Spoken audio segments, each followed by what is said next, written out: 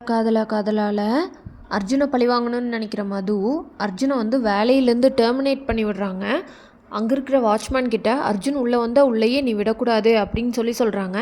இதை கேட்ட வாட்ச்மேனும் அப்படியே பண்ணுறாரு. அர்ஜுனுக்கு என்ன பண்ணுறதுன்னு தெரியாமல் அங்கே நின்று சத்தம் போட்டுட்ருக்காரு. இதை பார்த்த அர்ஜுனோட ஃப்ரெண்ட்ஸு வா அர்ஜுன் ஃபஸ்ட்டு வெளியே போய் பேசிக்கலாம் அப்படின்னு சொல்லி அங்கேருந்து கூட்டிகிட்டு போகிறாங்க.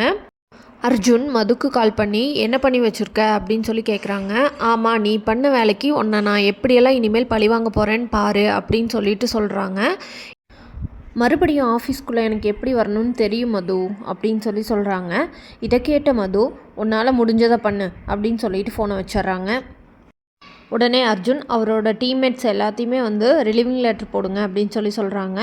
அதை கேட்டு அவரோட ஃப்ரெண்ட்ஸ் எல்லாரும் ஓகே அப்படின்னு பண்ணுறாங்க. இதை பார்த்த மது உடனே டென்ஷன் ஆகி எதுக்கு எல்லாத்தையும் ரிலீவிங் லெட்டர் போட சொல்லியிருக்க அப்படின்னு கேட்குறாங்க. நான் வரலினா என் ஃப்ரெண்ட்ஸும் என்னோடய டீம்மேட்ஸும் இந்த ஆஃபீஸ்க்கு வரமாட்டாங்க அப்படின்னு சொல்கிறாரு அர்ஜுன். உன்னோட ரிலீவிங் லெட்டரை நான் கேன்சல் பண்ணிடுறேன், உன் ஃப்ரெண்ட்ஸ் எல்லாத்தையும் ரிலீவிங் லெட்டரை வந்து மெயில் பண்ண வேண்டான்னு சொல்லு அப்படின்னு சொல்கிறாங்க. இதை கேட்ட அர்ஜுன் என்ன மது திடீர் மாற்றம் அப்படின்னு கேட்குறாரு.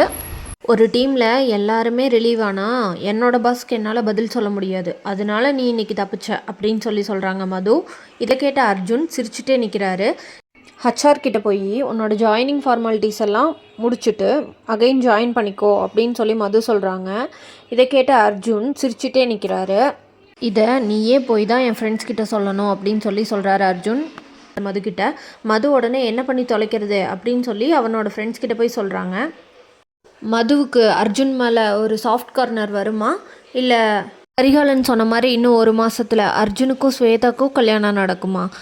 அடுத்து என்ன நடக்குதுன்னு தெரிஞ்சுக்க மறக்காமல் நம்ம சேனலில் லைக், ஷேர் அண்ட் சப்ஸ்கிரைப் பண்ணிடுங்க. பாய்.